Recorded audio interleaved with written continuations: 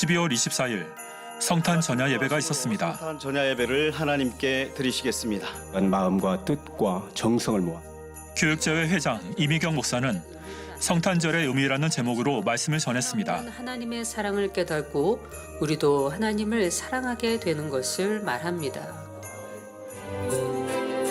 2부에는 우리 주님의 탄생이란 이름으로 예능위원회에서 준비한 성탄 전야 축하 공연이 이어졌는데요.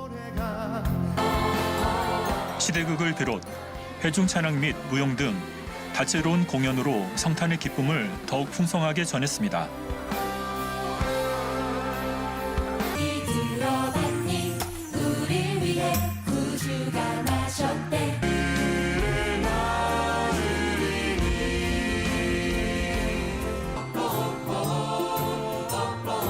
영원을 높이 계신 주님 포근한 사랑 아름다운 주님 나를 주님의 탄생을 축하해요. 주님의 탄생을 기뻐해요. 같이 즐거운 날 그대 찬양해. 음.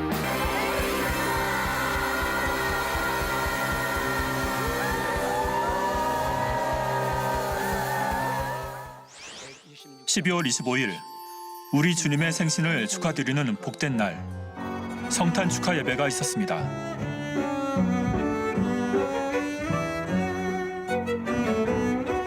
메리 크리스마스. 성탄은 바로 당회장 이순희 목사님께서는 천하에 예수의 이름 외에는 이란 제목으로 말씀을 전하셨습니다. 축복입니다. 우리 사랑하는 성도님들은 주님을 항상 마음에 모시고 하나님께서 기뻐하시는 삶을 사시기를 부탁드립니다. 12월 31일 사택 예배실에서 성령 충만 기도회가 있었습니다. 이 시간을 통해 주의 종 레이족들은 한 해 동안 자신의 부족함을 돌아보며 새해엔 더욱 변화된 모습으로 나올 것을 다짐하는 시간이 됐습니다.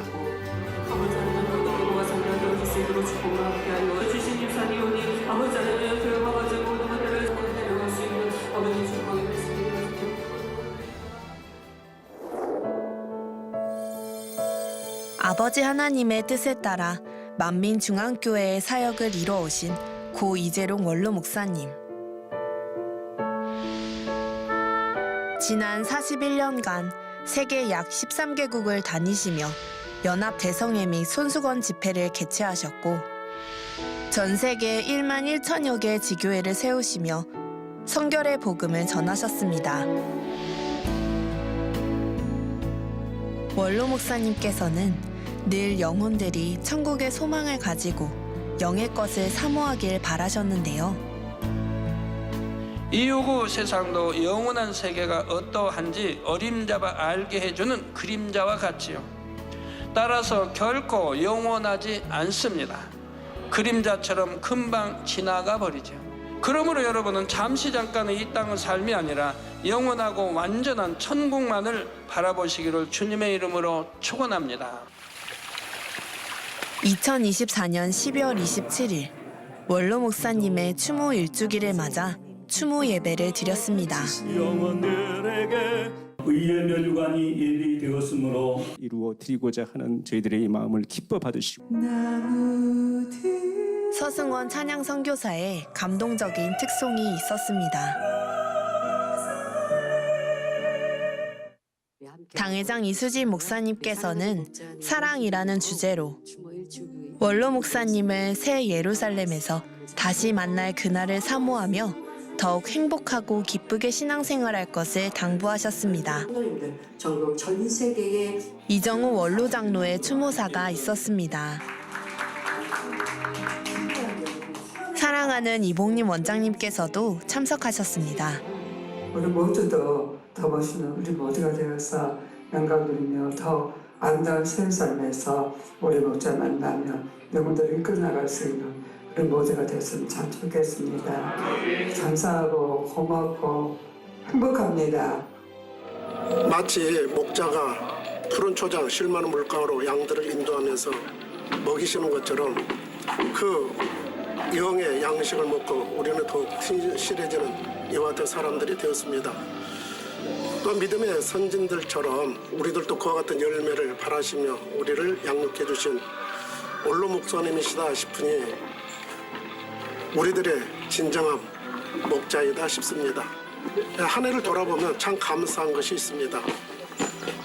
변함없이 여전히 우리에게 하나님의 사랑 또 주님의 사랑이 임하고 있고요.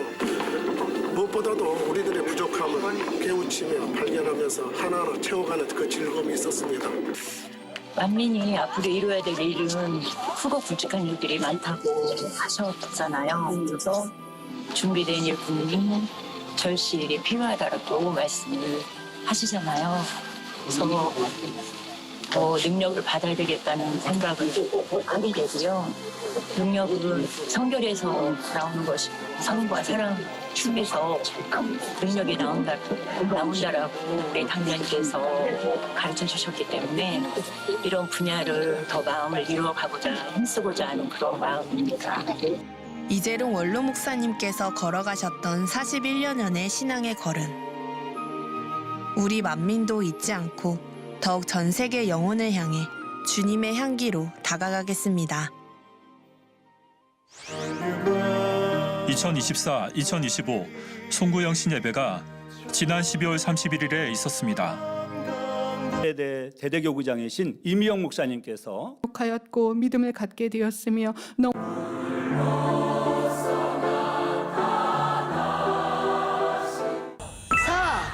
3, 2, 1.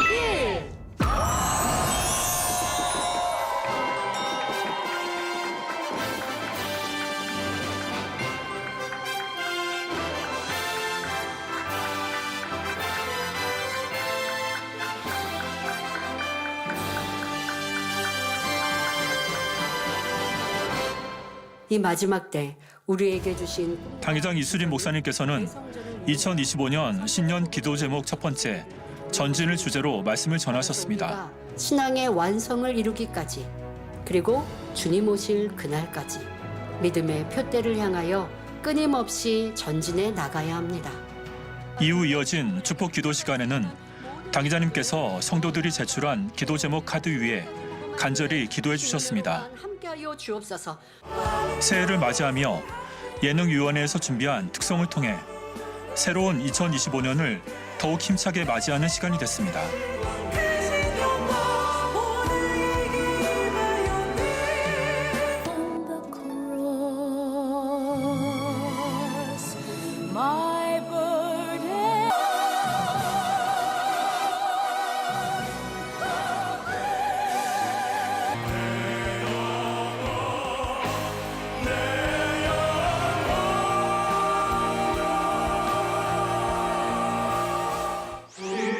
(1월 2일) 시무식이 있었습니다. 하시고 인도해 주셨나요? 신입 직원 인사가 있었습니다. 이제 단열 철야 때는 당회장 이수진 목사님께서는 슈에족 및 뢰족이 새해에는 더욱 능력 있는 자가 되어 아버지 하나님 나라의 귀한 일꾼이 될 것을 당부하셨습니다.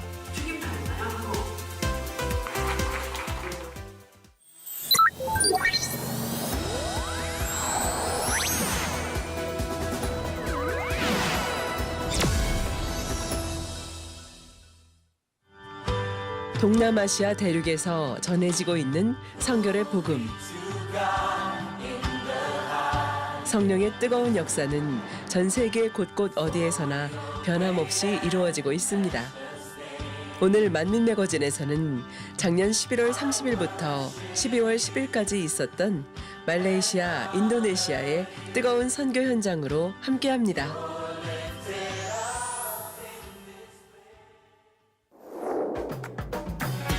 쿠알라룸푸르를 수도로 하며 이슬람교를 국교로 하는 나라 말레이시아.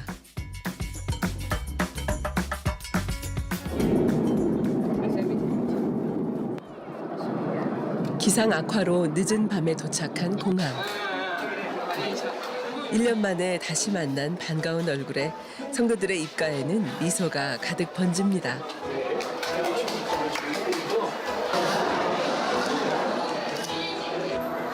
36도를 웃도는 평상시 날씨와는 달리 구름층으로 가려져 선선하고 시원한 바람이 가득한 날 12월 1일 이날은 말레이시아 페낭 만민농화교회 창립 16주년이자 처음으로 만민의 첫 번째 농화 장로가 탄생하는 뜻깊은 날인데요.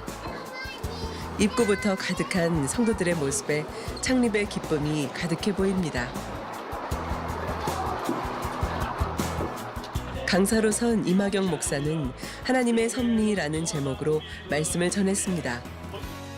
이날은 유럽, 아시아 등에서 약 50여 명의 성도가 참석하며 한국에서 온 출장팀을 기다린 이들의 사모함을 더욱 느낄 수 있었습니다.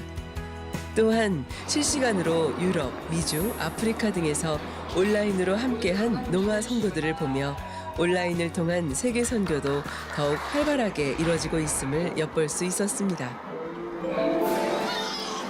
야외에서 준비된 점심 식사. 서로가 정성껏 준비한 맛있는 점심을 함께하며 더욱 기쁨이 넘치는 시간을 보냅니다.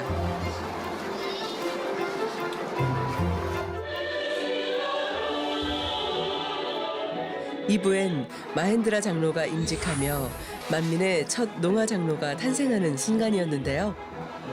마헨드라 장로는 유럽, 미주, 아프리카에 거주하는 농화 성도들을 대상으로 지정훈 목사를 도와 사역을 이루고 있다고 합니다. 성도들은 한마음으로 장로님의 임직을 축하했습니다.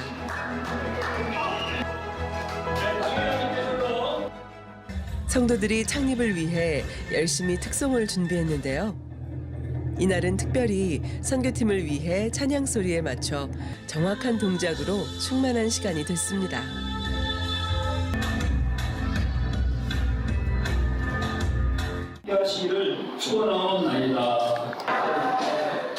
모든 예배가 마쳐진 후 페낭 만민 농화교회 청년선교회 10주년 기념 행사가 이어졌는데요. 말레이시아 여러 지역의 지교회 개척 후 말레이시아와 태국 청년들이 주축이 되었다고 합니다.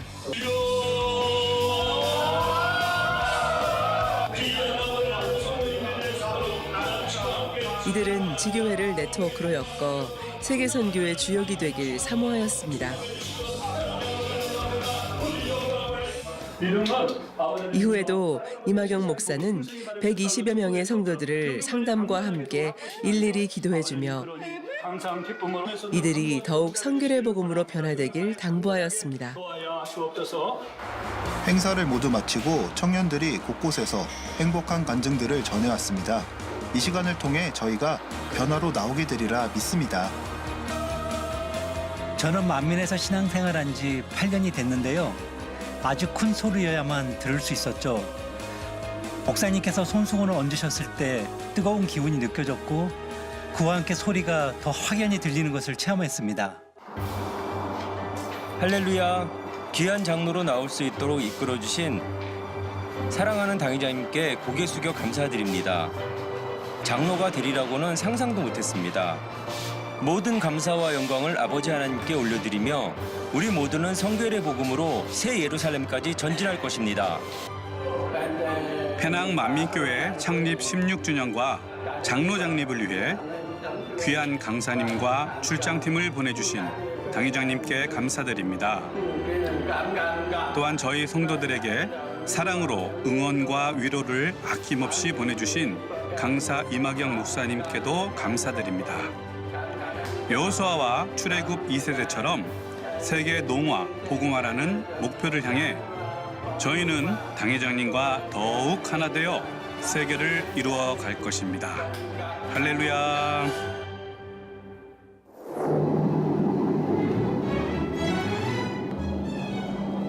페낭에서의 모든 일정을 마친 후 수도 쿠알라룸푸르로 날아온 선교팀. 선교팀을 기다린 성도들의 모습에서 행복함이 풍겨 나오는데요.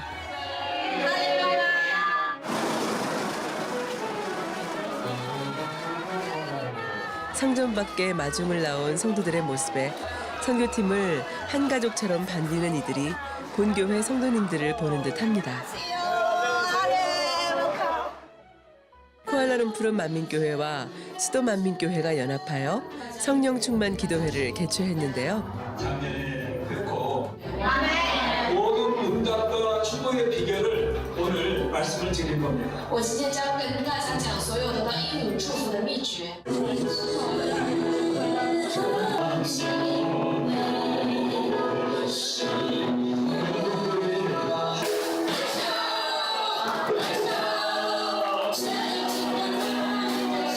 하나님 아버지 감사합니다. 오늘 응답하시는 하나님이라는 귀한 말씀을 전하였습니다. 성도들은 각자의 기도 제목을 두고 간절히 기도받았습니다. 기도받은 후 치료받은 이들이 간증하며 아버지 하나님께 영광 돌렸습니다.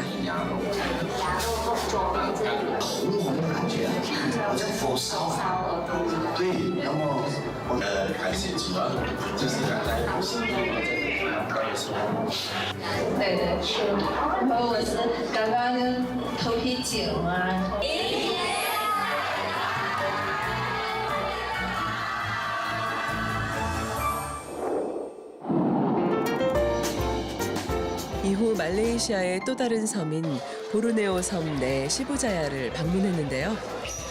한국에서 온 선교팀의 방문에 반가움의 미소가 가득 번지는 이들입니다.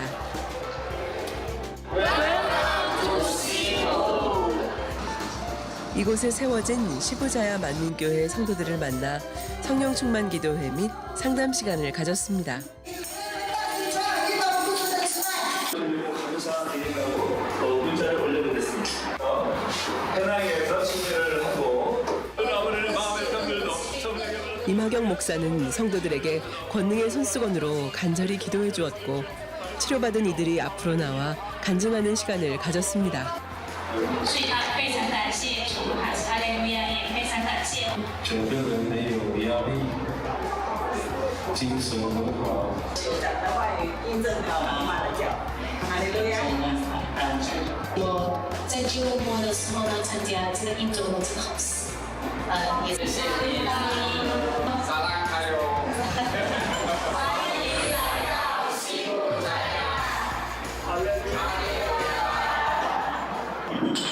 (2018년) 본교회 수련회에 참석했을 때 원로 목사님의 환자 기도를 받고 왼쪽 귀가 들리는 체험을 한 적이 있었습니다. 이번에 이마경 목사님께 기도 받을 때 성령의 불이 임했고 왼쪽 귀가 뜨거워지면서 더 잘 들리기 시작했습니다.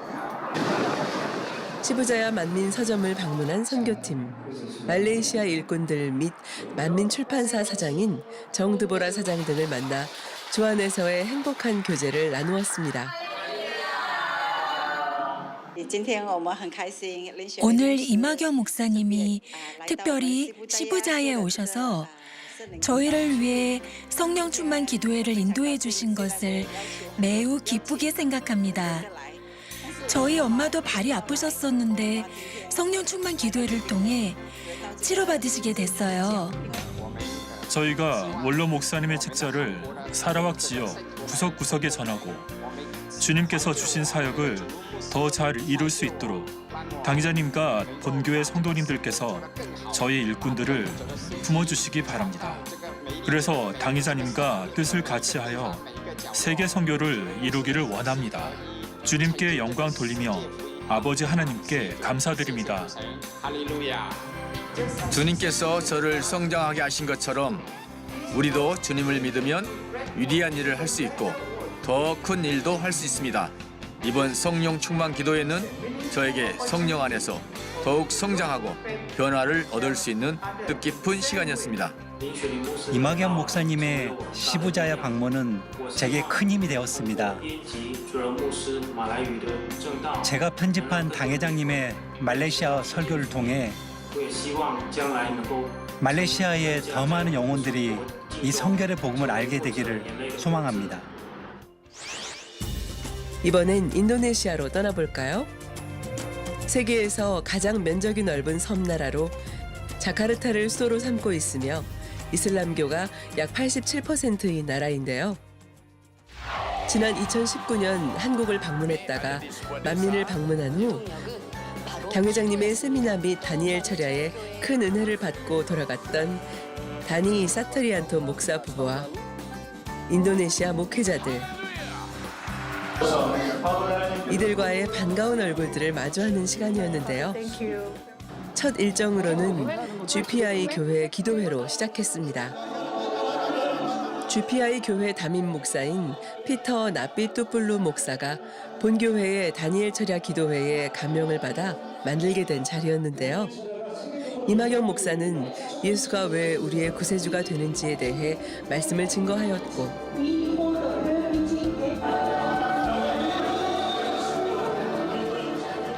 이날 참석한 120여 명의 성도들은 뜨거운 성령의 역사를 체험하는 시간이 됐습니다.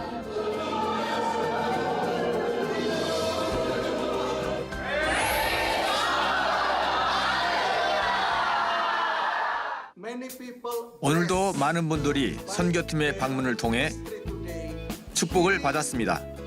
참석자들은 치료를 받았고 예수님을 그들의 삶의 구세주로 영접하게 되는 시간이었습니다. 이마경 목사님의 설교를 들을 때 저희는 많은 것을 배웠는데요. 목사님께서 전해주신 말씀은 매우 강력하고 완전했습니다. 신학의 관점에서 볼 때도 그것은 매우 기본적인 말씀이었지만 그 힘은 매우 강력했지요. 때문에 저희가 들은 이 성결의 말씀은 우리의 삶과 또 이 설교를 들은 모든 영혼들을 변화시킬 것입니다. 강사 이마경 목사님께 감사드립니다. 저는 말씀을 통해 기도가 우리에게 주는 힘이 매우 크다는 것을 느꼈습니다.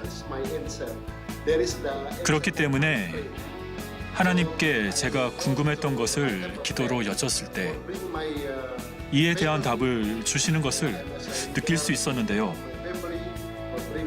그래서 저는 가족의 리더로서 아내와 아이들을 주님의 길로 인도받을 수 있도록 전도할 계획을 가지고 있습니다. 저는 많은 사람들에게 제가 주님을 믿는 자로서 증인이 되어 그들에게 주님의 사랑을 전하며 영혼들을 구원의 길로 이끌고 그들이 예수 그리스도를 영접할 수 있도록 돕고 싶습니다. 귀한 말씀을 전해주셔서 감사합니다. 하늘의 무지개가 화창한 이날, 바로 땅그랑 만민교회의 주일 예배를 함께한 날인데요.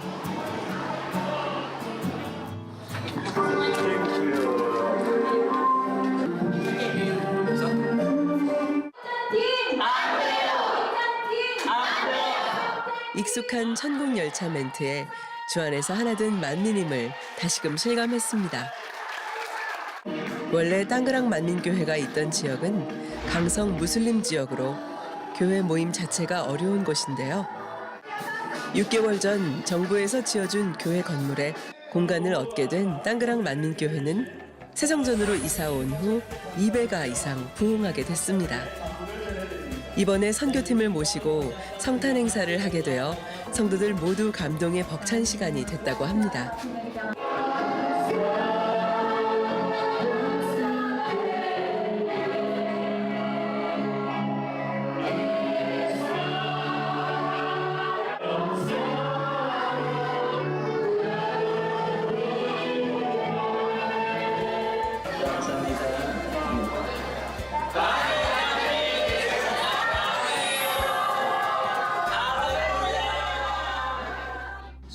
당회장님을 통해 저는 성결의 말씀을 많이 들을 수 있었습니다. 그래서 우리는 성도들이 새 예루살렘에 들어갈 수 있도록 영적으로 어떻게 살아야 하는지를 가르치고 있습니다. 인도네시아 영혼들을 위해 기도해 주신 당회장님께 감사드립니다. Thank you. 감사합니다. 사랑해요. 할렐루야. 이후 CWM 교회로 이동한 선교팀은 성탄 행사에 참석했는데요. Saya belum pernah ke Korea. Korea itu hanya 4 musim ya. 이마경 목사는 동방 박사의 3가지 선물의 의미를 전하며 인도네시아 교계의 꿈과 소망을 전했습니다.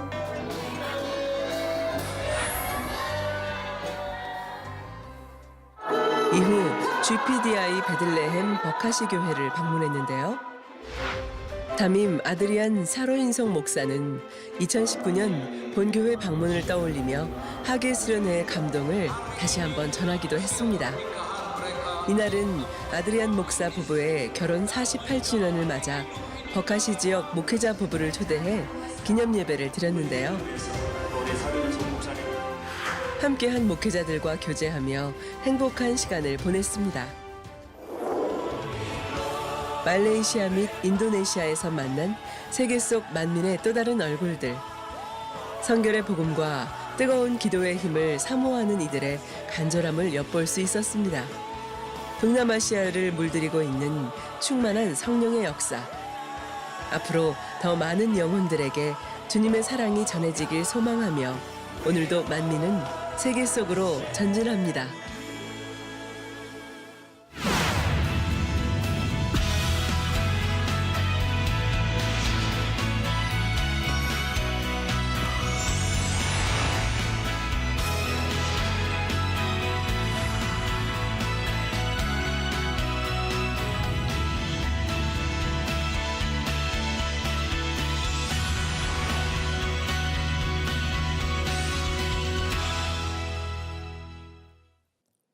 원로 목사님의 창세기 강의 41번째 말씀, 창조 6째 날 1번째 말씀을 듣겠습니다.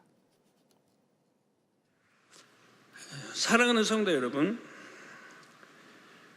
전 세계 및 전국의 지교의 성도 여러분, 지성전 성도 여러분, 전 세계 인터넷을 통해 예배 드리는 모든 성도 여러분, GCN 시청자 여러분, 창세기 강의 41번째 시간입니다.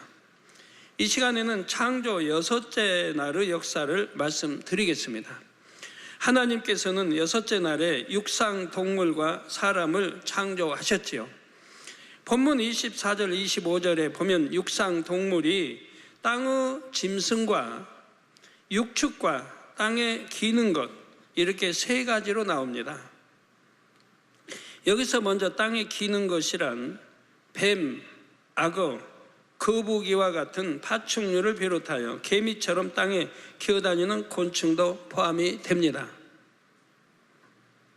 그러니까 이렇게 땅에 기어다니는 것은 팔이 납작하게 짧게 있죠. 그래서 이렇게 엉금엉금 기어다녀요. 애들 돌 되기 전에 100일 되면 기어다니잖아요. 손발로. 여러분이 뱀하고 착각하면 안 돼요. 뱀도 기어다녔어요. 저주받고 나서는 이제 그때는 배로 다닌 거예요. 배로. 이게 다르죠. 누구는 뱀도 저주받고 이렇게 기어다니는데 그 기어가 아니고 뱀은 배로 다녀요. 배로. 다리도 없고. 구분이 되죠? 네. 그래서 개미처럼 땅에 기어다니는 곤충도 포함됩니다. 이렇게 땅에 기는 것들 외의 육상 동물들을 하나님께서는 처음부터 땅의 짐승과 육축으로 구분하셨습니다. 땅의 짐승이란 쉽게 말해서 야생 동물을 가리킵니다. 야생 동물을 사람들이 잡아다가 이제 길들여서 가축이 됐다고 이렇게 말하죠. 그건 아닙니다. 처음부터 하나님은 가축, 야생동물 다 구분했습니다. 반면 육축이란 소, 말, 양, 개처럼 사람이 기르는 가축을 생각하시면 됩니다. 사람이 기를 수 있고 사람에게 도움이 되는 동물들이지요. 하나님께서는 동물을 창조하실 때부터 이처럼 육축과 야생 동물을 구분하셨습니다. 장차 인간 경작의 시간 동안 어떤 동물이 사람에게 필요하게 될지를 아셨기 때문입니다. 물론 육축도 처음에는 야생에 살았지요. 그런데 아담과 하와가 이 땅에 내려온 후 자손을 낳아 번성하면서 사람들은 가축을 기르게 되었습니다. 처음엔 야생에서 사는 짐승을 잡아 길들여서 집에서 키웠지요. 그런데 사람이 모든 동물을 길들일 수 있는 것이 아닙니다. 쉽게 길들일 수 있는 것이 있는가 하면 좀처럼 길들여지지 않는 것도 있지요. 예를 들어 소, 말, 양, 개와 같은 동물들은 사람이 길들이기가 비교적 쉽습니다. 반면 호랑이, 사자, 표범 같은 맹수들은 길들이기가 어렵지요. 전문 사육사나 조련사를 할지라도 맹수들은 매우 조심스럽게 대합니다. 또 잘못했다가 사육사들이 참 이렇게 해 받는 일도 종종 있고요. 물론 서커스 등 특별한 목적을 가지고 고도의 훈련을 통해 맹수를 길들이는 경우도 있기는 합니다. 그렇다 해도 호랑이나 사자가 소나 개처럼 대대로 사람과 함께 사는 육축이 될 수는 없지요. 그렇게 될 수 있다면 아마 길러가지고 대대로 길러서 집에 호위병처럼 키울 수도 있잖아요. 지금이야 뭐 그런 거 필요 없다 하지만 옛날에는. 하나님께서는 장차 사람들에게 도움이 되는 육축을 이처럼 처음부터 구분해서 창조하셨지요. 아버지 하나님께서는 인간 경작을 위해 이렇게 섬세한 부분까지 고려하시며 창조 역사를 이루신 것입니다. 가축들은 사람에게 얼마나 유용한지요. 예를 들어 교통수단이 발달하지 않은 시절에는 말을 타면 가장 빨리 이동할 수 있었습니다. 또한 소는 고기로도 먹지만 무거운 짐을 나르는 운송 수단도 되고 농사일에 아주 많은 도움이 되었지요. 뭐 저랑말도 마찬가지겠고 또 나귀도 마찬가지겠고. 다음으로는 개는 어떠합니까? 다른 동물에 비해 자기 주인을 따르는 성질이 유별나지요. 그래서 예로부터 사람과 가깝게 지내며 다방면에서 도움을 줍니다. 이 밖에도 양, 염소, 당나귀 등 사람에게 유익을 주는 가축들이 있습니다. 이렇게 가축에 해당하는 동물들은 하나님께서 처음 만드실 때부터 야생 동물과는 다르게 만드셨다는 사실입니다. 사랑하는 성도 여러분, 하나님께서는 물고기와 새뿐만 아니라 육상 동물들도 처음부터 각각을 종류대로 창조하셨습니다. 수중 동물이 육상 동물로 진화한 것이 아닙니다. 여러분, 고래가 어떻게 육상 동물로 진화하겠습니까? 한번 생각해 보세요. 고래란 동물이 어떻게 육상 동물로 진화하겠느냐 이 말이에요. 예를 들어서. 그러면 또 알로 난 이런 것들이 더더구나 육상 동물이 될 수 있겠습니까? 이 시점에서 과거에 한때 지구상에 존재했던 한 동물을 예로 들어 진화가 맞는지 창조가 맞는지 살펴보겠습니다. 그 동물은 바로 공룡입니다. 세상에 알려진 공룡에 대한 일반적인 내용을 먼저 간단히 말씀드리겠습니다. 여러분 잘 들으세요. 지식 있는 분들도 잘 들으세요. 잘 들으시면은 누구나 진화가 아니라 하는 걸 알 수 있을 겁니다. 과학자들은 공룡이 2억 3천만 년 전부터 6,500만 년 전까지 약 1억 6천만 년간 지구에 살았다고 말합니다. 약 1억 6천만 년간을 지구에 살았다 이 말이에요. 물론 그 기간 동안에 공룡은 계속해서 진화했다고 하지요. 공룡은 학문적 분류상 확실한 것만 670속에 이른다고 말합니다. 속 안에서 또 여러 종류로 나뉘므로 실제로는 670종이 훨씬 넘는 공룡이 있었습니다. 공룡은 현존하는 동물이 아니므로 공룡에 관한 연구는 거의 100% 화석에 의존할 수밖에 없지요. 뭐 현존에 살아있는 게 없으니까, 예전에도 뭐 없으니까, 수천 년 전에도 없었으니까 화석에 의존할 수밖에 없다 이 말이에요. 그런데 공룡학자들이 화석을 근거로 공룡의 진화를 설명하는 데에는 여러 가지 문제점이 있습니다. 첫째 문제점은 현재 이름이 붙여진 공룡 중 약 20%만이 완전한 골격을 갖췄다는 점입니다. 다시 말하면 대부분의 공룡은 뼈 화석을 제대로 갖추지도 못한 채 이름이 붙여졌다는 말이지요. 공룡을 가지고 진화를 설명하려면 신체 각 부분의 미세한 변화를 보여주는 진화 중간 단계의 화석이 많이 있어야 합니다. 그런데 중간 단계의 화석은 고사하고 골격을 제대로 갖추지 못한 공룡 화석이 대부분입니다. 이는 진화론자들이 말로는 공룡이 진화했다고 주장하지만 뒷받침할 증거는 갖고 있지 않다는 뜻이지요. 둘째 문제점은 공룡 화석의 약 75%가 6개 국가에 집중되어 있다는 점입니다. 바로 캐나다, 미국, 아르헨티나, 몽골, 중국, 영국이지요. 공룡 화석은 전 세계에 퍼져 있으면서도 이 6개 나라 지역에 집중돼 있습니다. 여러분, 이 거대한 이 공룡은 사람이 배로 실어 나를 수도 없어요. 사람이 있기 이전에 있었고, 그런데 전 세계에서 분포돼 살았던 거예요. 전 세계. 이거 참 이해하기 어려운 일 아니에요. 진화론자들은. 사자도 전 세계 없습니다. 코끼리도 전 세계 없습니다. 호랑이도 전 세계 없습니다. 중남미 사는 거 이쪽으로는 별로 없습니다. 아프리카 없는 거 많고요. 아프리카 있는 게 중남미 없는 거 많고요.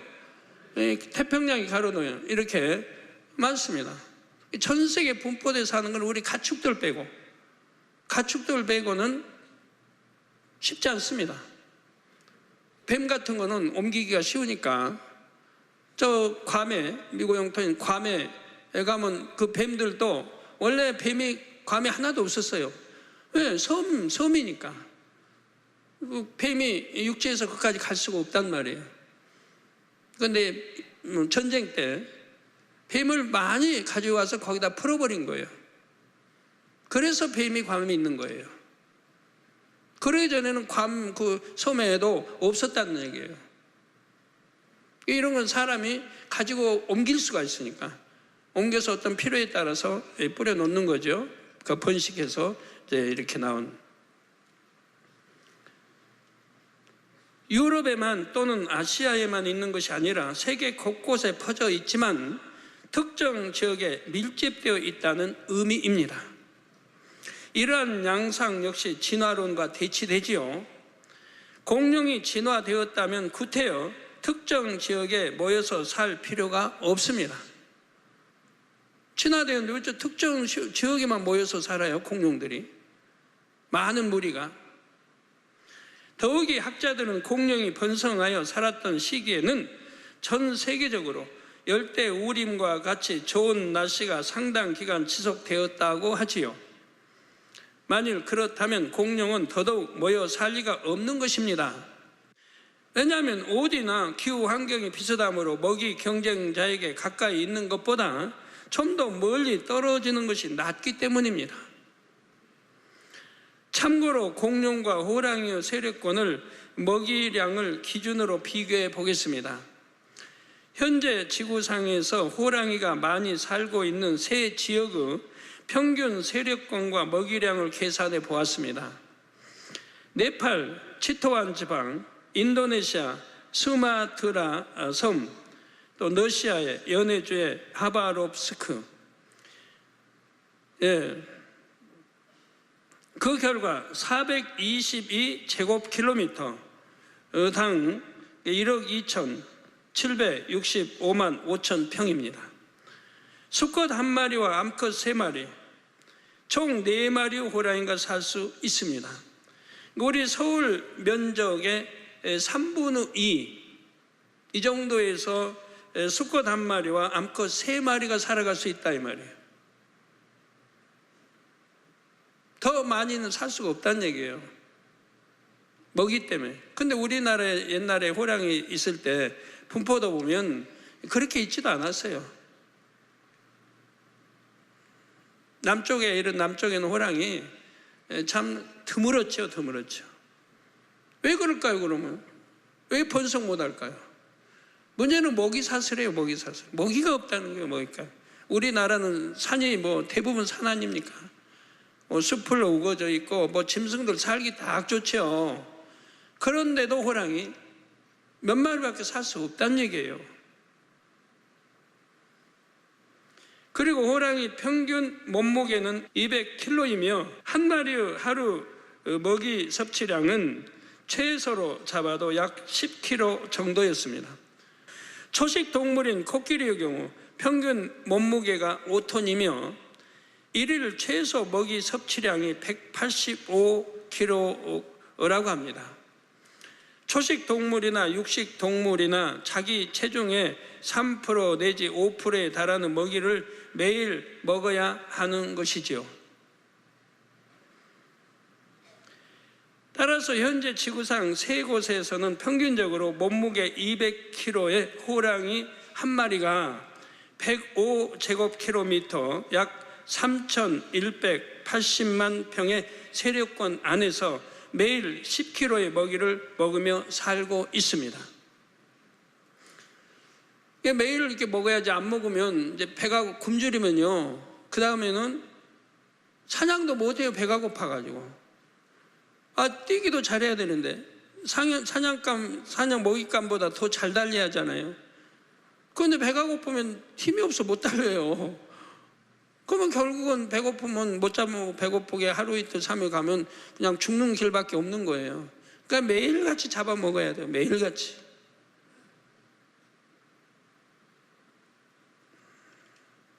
자, 이것을 기준으로 공룡의 세력권과 먹이량을 계산해 보았습니다. 아프리카 같이 그렇게 짐승 많잖아요. 수많은 널려있는 그 짐승 뭐 잡아먹을 게 좋은 많습니까? 그런데도 사자수가 많지 않거든요. 사자수가. 왜? 먹이가 없어서 그러는 거예요. 먹이가 없어서. 낳고 많이 굶어 죽어요. 먹질 못해서 많이 굶어 죽는 거예요. 호랑이 평균 무게의 100배인 20톤 무게의 공룡 한 마리가 살려면 매일 1톤의 먹이가 필요합니다. 1톤의 먹이가. 10kg도 아니고 10에 100 곱하면 되죠. 그러려면 호랑이 한 마리가 사는 평균 영역보다 100배 넓은 지역, 약 1만 500제곱킬로미터가 필요합니다. 우리나라 남한의 면적은 99,373제곱킬로미터이지요. 이부까지 다 해봐야 22만 제곱킬로미터고요. 따라서 만일 20톤 무게의 공룡이라면 남한 면적에서는 겨우 9마리만 살 수 있다는 계산이 나옵니다. 공룡 9마리가 살 수 있다. 그런데 공룡 중 브라키오 사우루스는 무게가 80톤에 달했다고 하지요. 사람 옆에 있는 거 사람 조그맣게 나오죠. 이렇게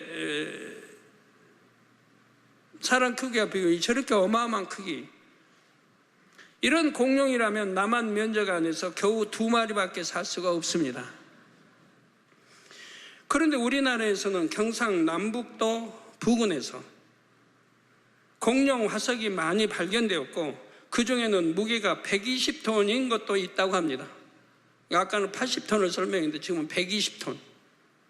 한편 공룡이 살아갈 면적이 충분하다 해도 그 안에서 매일같이 필요한 먹이를 계속 공급받을 수 있어야만 합니다. 공룡학자들은 공룡 시대의 지구 환경이 현재보다 많은 먹이를 얻을 수 있는 좋은 환경이었다고 말합니다. 자, 이것을 감안하여 지금보다 100배는 더 많은 먹이를 얻을 수 있었다고 가정한다 해도 서울시 면적에서 20톤 중량의 공룡이 6마리 정도만 생존할 수 있습니다. 근데 80톤 중량의 공룡이라면 서울시 면적 내에서 2마리도 살 수 없고요. 그런데 지금까지 발견된 공룡 화석들은 특정 지역에 밀집되어 있었습니다. 예를 들어 캐나다 엘버타 주에서는 다른 여러 종류의 공룡 화석과 함께 새끼부터 성체까지 다양한 크기를 갖는 300마리의 단일종 공룡 화석이 산출되기도 했지요. 또한 미국 몬태나주 공룡 알산 지역에서도 엄청난 양의 공룡 화석이 발견이 됐습니다. 그 중에서 어떤 한 종류의 공룡 화석은 2km 이내에서 약 1만 개나 발견되기도 했습니다. 2km, 뭐 얼마 안 되잖아요. 2km, 뭐 2,000m네. 거기에 그 안에서 약 1만 개나 발견되기도 했다 이 말입니다. 그러니 이거 도대체 한번 생각해 봐요. 이거 진화하는 말이라는 사람들. 말이 되는가? 말이 되는가? 앞으로 하나님이 이제 공룡 어떻게 설명 나올 때 보면 그건 전부 말이 돼요. 이런 거 잘 들으시면 전부 말이 돼요. 하나님이 저에게 설명해 주신 공룡에 대한 역사에 하면 전부 말이 되는 거예요. 근데 지금 이런 거는 말이 안 되잖아요. 사람의 말은 진화하는. 공룡들은 왜 이렇게 한데 모여 있었을까요? 공룡의 학자들의 주장처럼 1억 6천만 년 동안 지구에 살았다면 그 많은 먹이를 어떻게 구했을까요? 1억 6천만 년 살면서 그 먹이들을 다 어디서 구했냔 말이에요. 먹어도 자꾸 나오나요? 풀처럼 뭐 자라나요? 짐승들이? 공룡들도 먹이 경쟁을 피하기 위해서는 서로 멀리 떨어져야 함을 본능적으로 알 것입니다. 여기서 또 한 가지 짚고 넘어가야 하는 것이 있습니다. 과학자들이 사용하는 절대 연대 측정 방법이 과연 맞는가 하는 것입니다. 그러니까 그 이전으로 돌아가면 우리나라에도 공룡이 널리 분산되어 있지 않고 한 지역 이렇게 모여 살았다 이 말이에요. 그럼 그들은 먹이가 어디 있어서 그렇게 모여 사느냐 이 말이에요. 먹잇감이 그날도 없는데 그렇게 옹기종기 모여 살아요? 이런 의문점 안 가져보셨어요? 자, 과학자들이 사용하는 절대 연대 측정 방법이 과연 맞는가 하는 것입니다. 절대 연대 측정이란 어떤 물체가 얼마나 오래된 것인지를 측정하는 방법입니다. 그런데 공인된 연대 측정 방법에 의해 연대를 측정한다 해도 그것을 항상 신뢰할 수만은 없다는 연구 결과가 있지요. 이 내용은 2003년 10월 17일자 세계적인 국제학술지 사이언스에 소개된 내용입니다. 여러분 사이언스는 들어보셨죠? 과학자들은 한 장소에서 채취한 동일 재료를 가지고 공인된 연대 측정 방법 2가지로 연대 측정을 시도했습니다. 2가지 연대 측정 방법이 모두 옳다면 그 2가지 결과가 같아야 할 것입니다. 똑같지는 않다 해도 비슷한 연대는 나와야 하는 것이지요. 그런데 2가지 방법의 연대 차이가 심히 컸다는 사실입니다. 한 방법에서는 800만 년이 측정됐고 다른 한 방법으로는 200만 년이 측정됐지요. 무려 600만 년의 차이가 났던 것입니다. 여러 차례 반복해서 측정해 보아도 마찬가지였습니다. 따라서 이런 연대 측정 방법의 근거를 둔 공룡의 지구상 생존 시기와 기간도 옳은 것이라고 단정할 수 없는 것입니다. 즉 공룡이 지금으로부터 2억 3천만 년 전부터 6,500만 년 전까지 약 1억 6천만 년간 살았다고 하지만 이것이 사실과 일치하는 것이 아니지요. 한편 학자들은 6,500만 년 전에 공룡이 일시에 멸종됐다고 합니다. 이것도 하나님 우리에게 설명해 주신 것과 딱 부합되는 거죠. 일시에 멸종됐다. 자료화면 도포상에서 6, 7, 8번이 공룡인데 어느 한 시점에서 갑자기 멸종됐지요. 공룡의 멸종 시점이 정확치는 않아도 한 시점에서 갑자기 멸종된 것은 사실입니다. 그렇다면 공룡은 지구에서 얼마나 살았으며 왜 갑자기 멸종됐을까요? 얼마나 살았으며 왜 갑자기 멸종됐을까요? 이에 대해서는 창세기 2장에서 자세히 말씀드리겠습니다. 창세기 2장 이제 에덴 동산이 나오고 하면 거기에서 이제 자세히 설명이 돼요. 그래서 이 땅이 불로 그런 멸할 수 없는 종입니다. 왜? 이 땅에서 흙으로 창조된 동물이 아니라 이 말이에요. 이 땅에서 창조된 동물이 아니라 이 말이에요. 즉 아담을 위해서 애완동물처럼 에덴에서 창조된 거라면 제2의 하늘에 창조됐으니까 모든 환경과 모든 것들이 다르죠. 거기 창조된 거예요. 그래서 이 땅의 짐승하고 달라요. 그래서 이 땅의 거는 불로 소멸해 보면 다 없어지지만 그들은 이 땅의 불로 소멸해서 안 되는 거예요. 그러니까 하늘의 불로 소멸해 버렸어요. 제2의 하늘의 불로. 그리고 일시에 소멸됐는데 왜 그들은 이렇게 뼈대들이 남고 하는 거 왜 그런지. 다른 것들은 흔적도 없는데 그 당시 뭐 공룡만 살았겠습니까? 지구상에 엄청 공룡이 잡아먹을 그 많은 것들이 있어야 할 거 아니에요. 그들의 말대로 한다면 왜 그들의 화석은 안 보여요? 왜 공룡만 화석이 보여요? 그거 이상하지 않아요? 사자도 보이고 코끼리도 보이고 화석이 많이 보이지 왜 저 공룡 화석만 그렇게 많이 세계 곳곳에서 나타나냔 말이에요.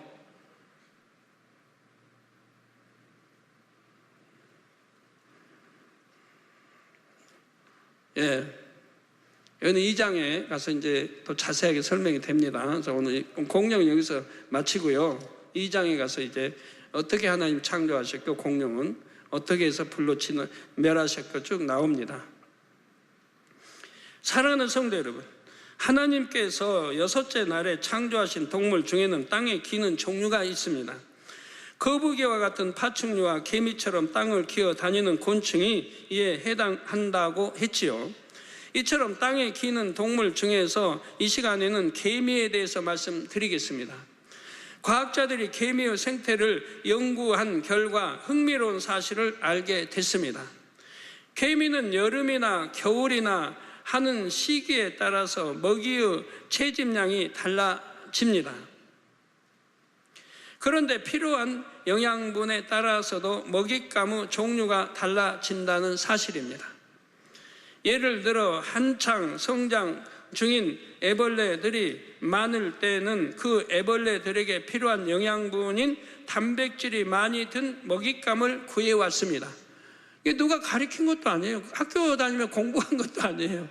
책에서 배운 것도 아니에요. 개미 엄마 아빠가 가르친 것도 아니에요. 근데 그들은 자동으로 다 움직이는 거예요. 전체가. 어느 때는 뭘 구해야 되고 어느 때는 뭘 구해야 되고 음식을 구할 때도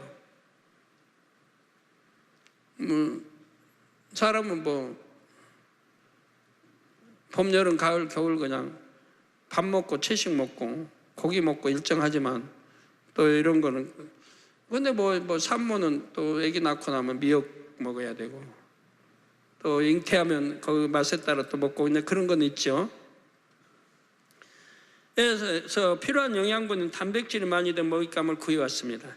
그리고 성숙한 일개미가 많을 때는 열량 공급원인 탄수화물이 많은 먹잇감을 주로 구해왔다는 것이죠. 마치 개미들이 모여서 회의를 하고 그 결과에 따라서 먹이를 구해오는 것처럼 보일 정도였던 것입니다. 공동체의 필요를 위해 전체가 함께 일하는 개미들의 생존 방식을 진화론자들은 어떻게 설명할 수 있을까요? 네? 이건 어떻게 또 설명해야 돼요? 진화론자들. 한편 개미 중에는 농사를 지어서 식량을 준비하는 종류도 있습니다. 가위 개미 혹은 입군 개미라 불리는 이 개미는 나뭇잎을 잘게 잘라서 개미굴로 가져다가 차곡차곡 쌓습니다.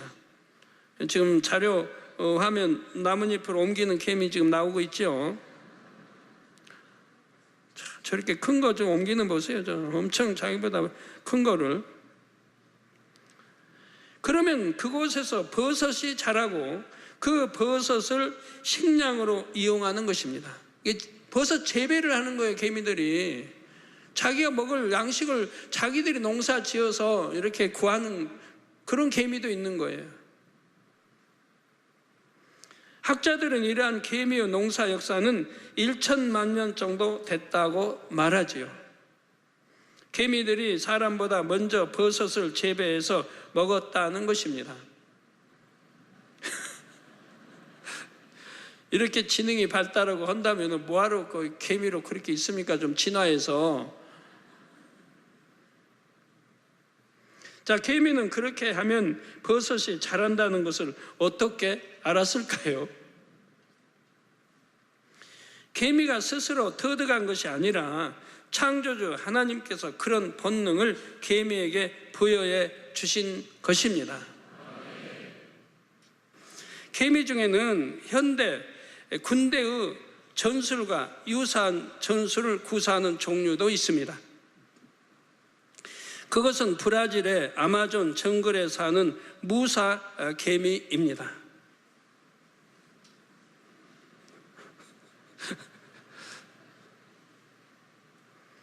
이 무사 개미들이 적을 탐색하고 대처하는 방식을 보면 매우 놀랍습니다. 적들의 밀도가 낮으면 신속하게 적진 깊숙이 뚫고 들어가 적을 반으로 갈라놓고 좌우 측면을 공격합니다. 이는 현대 군이 공격 작전에서 주로 사용하는 전술이지요. 반면에 적들이 밀집해 있으면 부채 모양의 전투 대응을 취합니다. 부채 모양의 전투 대응을. 그리고 전투가 팽팽할 때는 미리 후방에 준비해 둔 특공대를 투입하여 작전을 수행합니다. 또한 그 와중에도 포획한 먹잇감은 부채꼴 전투 대응 뒤에 대기하는 예비 부대가 후방으로 보냅니다. 현대 군의 보병 전투 전술이 이 개미에게서 유래했다고 여겨질 정도입니다. 저도 옛날 7년 동안 아파 있을 때 개미 관찰을 많이 해봤습니다. 사탕 조각 등이 방바닥에 떨어져 있으면 어디선가 개미들이 나타났죠. 처음에는 한두 마리가 나타나서 먹이를 옮겨가려고 애를 씁니다. 그런데 자기들만의 힘으로 안 되면 재빠르게 가서 동료 개미들을 데려옵니다. 동료를 데리러 갔던 그 길을 그대로 되밟아서 개미들이 일렬로 줄지어 오지요. 그리고 수십 수백 마리가 힘을 합해서 먹이를 옮겨가는 것입니다. 참고로 개미는 종류에 따라 차이가 나지만 평균적으로 자기 몸보다 약 50배나 무거운 것도 끌 수 있다고 합니다. 자, 이는 60kg 체중의 사람이 3톤 중량의 물체를 끄는 것과 같지요. 3,000kg의 중량을 끄는 것과 같단 말이에요. 참으로 놀라운 힘을 개미는 갖고 있는 것입니다. 그런데 성경 잠언서 6장 6절에 8절에 보면 게으른 자여 개미에게로 가서 그 하는 것을 보고 지혜를 얻으라. 개미는 두령도 없고 간역자도 없고 주권자도 없으되 먹을 것을 여름 동안에 예비하며 추수 때 양식을 모으느니라 했습니다. 이 말씀처럼 개미는 두령도 간역자도 주권자도 없지만 하나의 공동체를 이루어 살아갑니다. 여왕 개미 한 마리를 중심으로 모든 개미들이 자기 할 일을 알아서 착착 성실하게 내지요. 개미들은 양식을 모을 때 전체가 함께 일하는 것을 볼 수 있습니다. 누가 이래라 저래라 하지 않아도 모두가 한 뜻이 되어 한 몸처럼 움직이는 것입니다. 또 얼마나 질서 정연하고 움직이는지요. 자, 개미 한 마리의 힘은 미약하지만 똘똘 뭉치면 엄청난 힘을 발휘합니다. 아프리카나 아마존에서 개미떼의 공격을 받으면 맹수라 할지라도 생명을 부지하기 어렵습니다. 우리 교회도 모든 일원이 이렇게 하나 된다면 지금보다 훨씬 더 큰 힘을 발휘할 수 있을 것입니다. 설령 어떤 장애물이 앞에 있다 해도 아무 문제 없이 전진할 수 있지요. 개미로부터 조직적인 면에서는 하나됨을 배우고 개인적으로는 근면 성실함을 배워야 합니다. 케미는 쉬지 않고 열심히 일해서 양식을 미리 준비한다 했지요. 그래서 양식을 구하기 어려운 때가 와도 걱정이 없고 어려움 없이 지낼 수가 있습니다. 우리 사람들도 근면하고 성실하게 일하면 누구나 가난을 벗고 잘 살 수 있게 됩니다. 설령 노동일을 한다 해도 성실하게 일하면서 적은 금액이라도 꾸준히 저축하는 사람은 가난에서 벗어날 수가 있습니다. 더구나 이런 사람이 하나님을 믿고 의지한다면 자신이 쌓은 것보다 더 많은 것을 얻게 되지요. 주변 사람의 신뢰를 얻고 인정을 받게 되어 무슨 일을 하든지 형통케 되는 것입니다.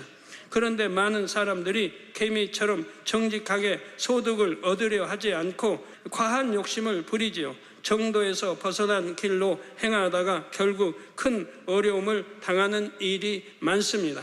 세상에는 편법을 쓰고 불법을 행하면서도 잘 되는 것처럼 보이는 사람이 간혹 있지요. 그렇다 해도 하나님의 자녀들은 하나님의 말씀을 의지하여 흔들림 없이 정도의 길을 걸어야 합니다.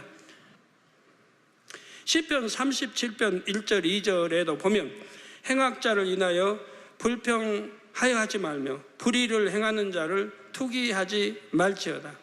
저희는 풀과 같이 속히 배임을 볼 것이며 푸른 채소같이 쇠잔할 것이미로다 말씀하셨습니다. 그리고 이어지는 3, 4절에서는 여호와를 의뢰하여 선을 행하라. 땅에 거하여 그의 성실로 식물을 삼을지어다.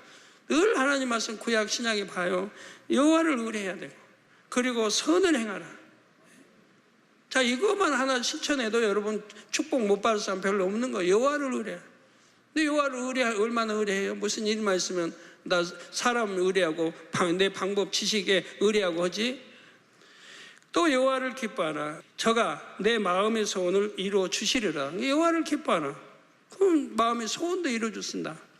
하나님께서는 개미처럼 미약한 존재에게도 살아갈 수 있는 본능을 주셨습니다. 하물며 하나님을 의뢰하며 성실히 행하는 선한 자녀들의 마음의 소원을 어찌 외면하시겠습니까? 억울한 누명을 쓰고 감옥에 갇혔던 요셉도 하나님을 의뢰하며 성실하게 행하니 하나님께서 그의 범사를 형통케 해주셨습니다. 혹 성도님들 중에 요셉처럼 공경에 빠진 분이 계십니까? 또는 배움이 부족하거나 아무런 기술도 없어서 살 길이 막막하다는 분이 계신지요? 계미를 보고 지혜를 얻으십시오. 하나님을 중심에서 믿고 의지하며 어떤 일이든 성실하게 보십시오. 욕심을 부리지 말고 선한 마음으로 변함없이 성실하게 일한다면 하나님께서는 반드시 축복해 주십니다. 결론을 말씀드립니다. 사랑하는 성도 여러분, 이 시간에는 하나님께서 창조 6째 날 3가지 부류의 육상 동물을 만드신 부분에 대해 말씀드렸습니다. 그리고 공룡을 예로 들어 진화가 맞는지 창조가 맞는지 살펴보았습니다.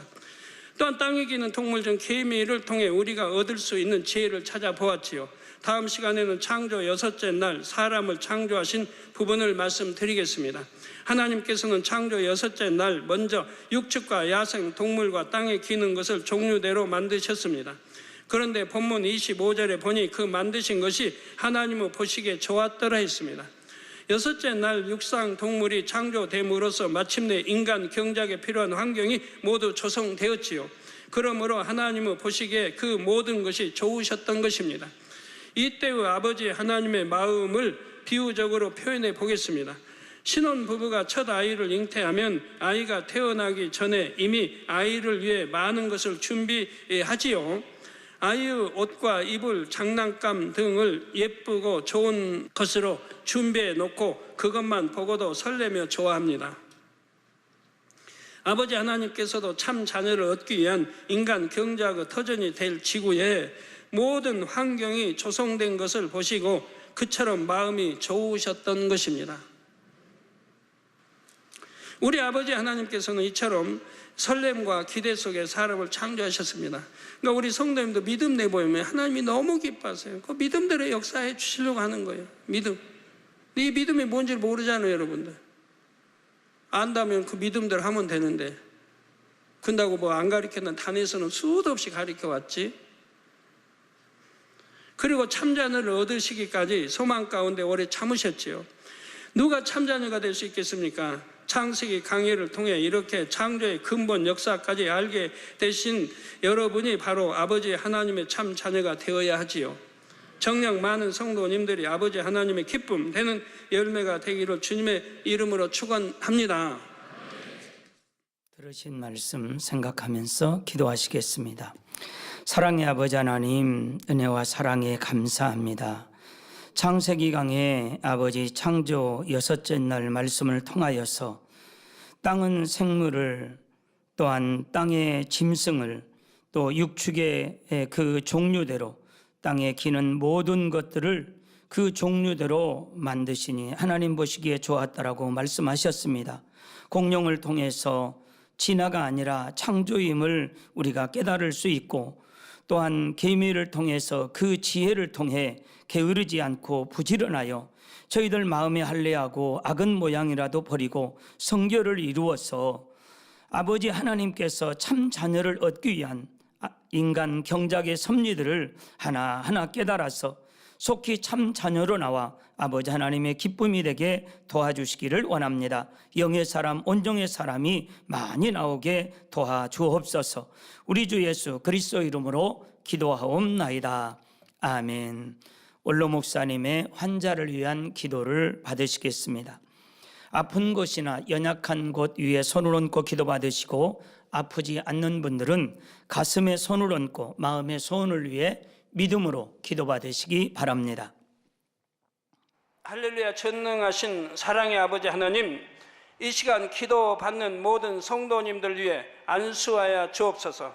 GCN과 인터넷과 화상을 통해 기도 받는 지교회와 지성전, 그리고 전 세계 하나님의 자녀들 위에도 시공간을 초월하여 역사하여 주시기를 원합니다. 믿어지는 믿음을 주시고 부정적인 생각과 의심의 세력을 물리쳐 주옵시며 모든 시험 환난도 물리쳐 주옵소서.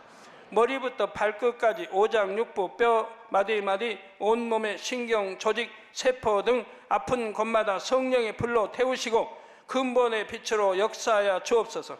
예수 그리스도의 이름으로 명하노니 원수마귀 사단, 모든 질병, 균, 연약함아 물러가라. 빛이여 임하라.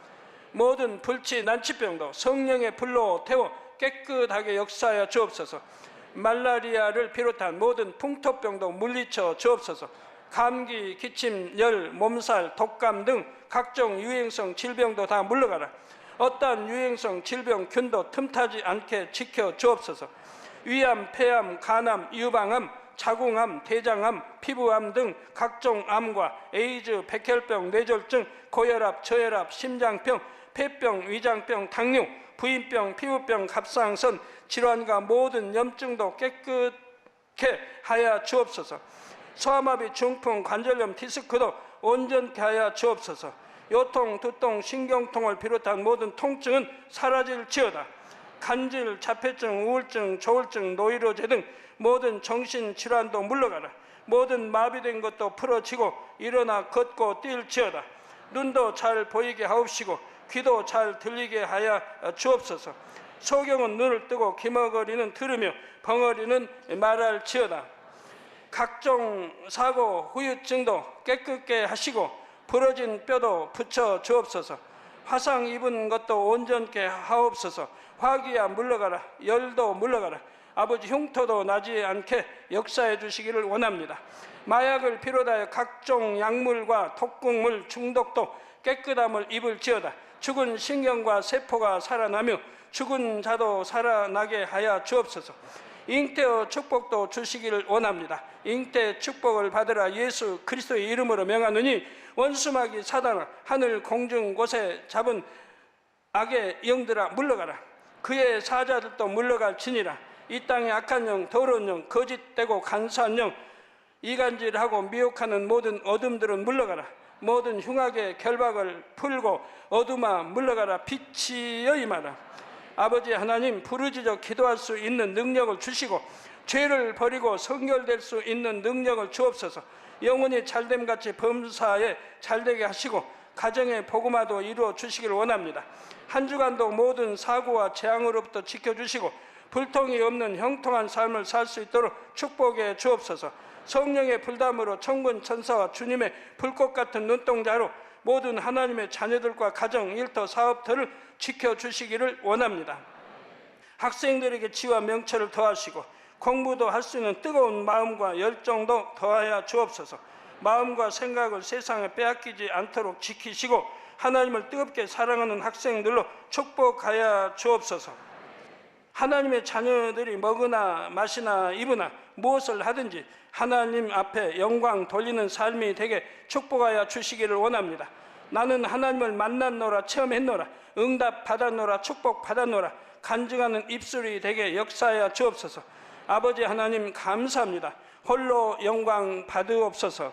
우리 주 예수 그리스도의 이름으로 기도하옵나이다. 아멘. 만빈 찬양 159장 감사 파이브를 부르시면서 준비하신 헌금을 드리겠습니다.